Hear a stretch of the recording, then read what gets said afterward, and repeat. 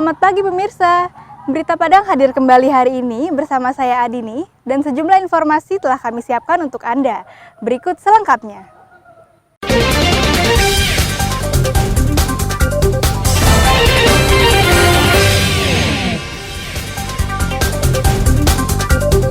Jumlah korban tewas banjir bandang lahar dingin Marapi bertambah menjadi 61 orang dan 12 lainnya masih dicari tim SAR. 4 jenazah ditemukan warga di Sungai Ombilin dan Batang Kuantan yang berjarak puluhan hingga ratusan kilometer dari lokasi banjir bandang lahar dingin Marapi. Banjir bandang lahar dingin Marapi yang tewaskan puluhan orang hingga murid SD ujian sekolah di masjid kami sampaikan dalam Padang sepekan.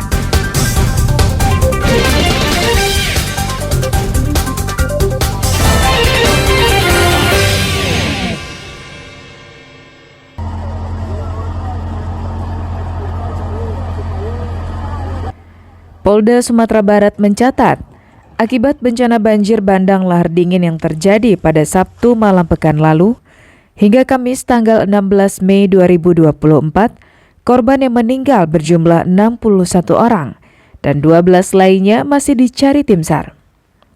Dari jumlah yang meninggal itu, 56 diantaranya telah teridentifikasi dan 5 orang lainnya belum teridentifikasi.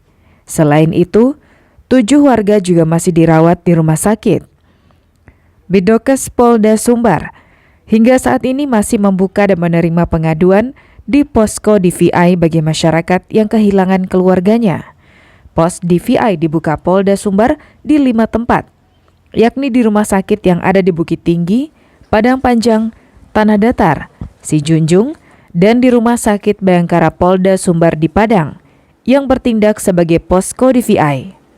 2 jenazah di rumah sakit di Tanah Datar dan 3 jenazah di RSUD Sijunjung belum teridentifikasi, dikarenakan belum ada laporan dari masyarakat yang merasa kehilangan keluarganya.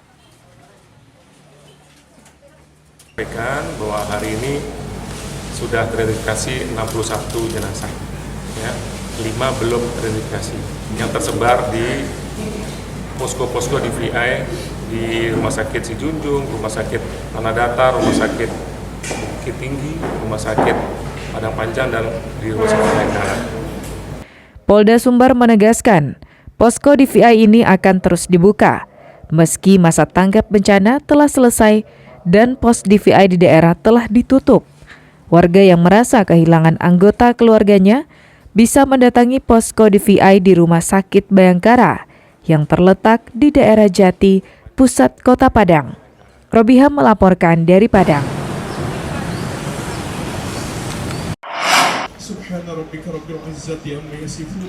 Badan Nasional Penanggulangan Bencana siapkan bantuan bagi warga yang rumahnya mengalami rusak berat akibat bencana alam banjir bandang dan banjir lahar dingin Gunung Merapi.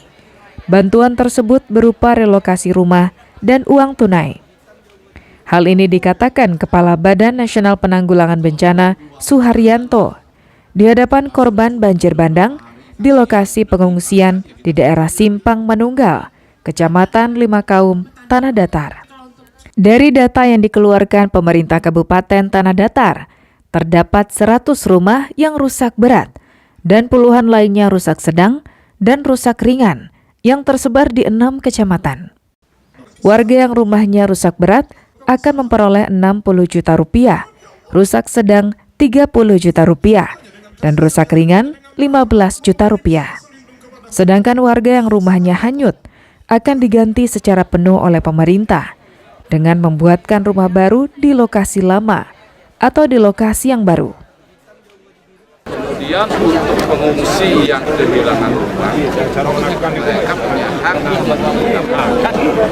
ada opsi relokasi, ada opsi in situ.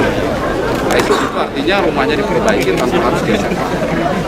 Kalau yang relokasi, masyarakat dapat rumah bahkan berserta isinya. Dari Kementerian Sosial juga yang in situ rumah rusak berat 60 juta, rusak sedang 30 juta, rusak dan 15 juta. Kita sampaikan ke masyarakat. Dan selama menunggu rumahnya itu jadi, mereka mendapat namanya dana tanggung per KK 500.000 sampai rumahnya jadi. Biasanya cukup 6 bulan.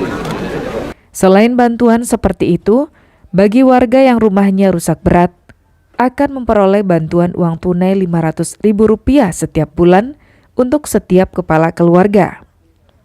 Bantuan itu akan terus mengalir hingga rumahnya tuntas dikerjakan pemerintah. Sri Louis melaporkan dari Tanah Datar.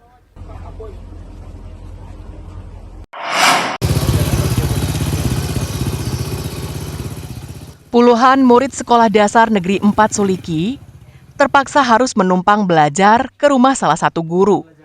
Akibat ruang kelas mereka tertimbun material longsor yang terjadi beberapa hari yang lalu. Hujan deras yang melanda sejumlah wilayah di Sumatera Barat beberapa waktu lalu tidak hanya menyebabkan banjir di 13 kecamatan yang ada di 50 kota, namun juga berdampak terhadap aktivitas belajar mengajar di Sekolah Dasar Negeri 4 Suliki. 2 ruang kelas sekolah dasar yang berada di Jorong Soria, Kenagarian Suliki ini tertimpa material longsor yang mengakibatkan ruang kelas tersebut tidak dapat digunakan.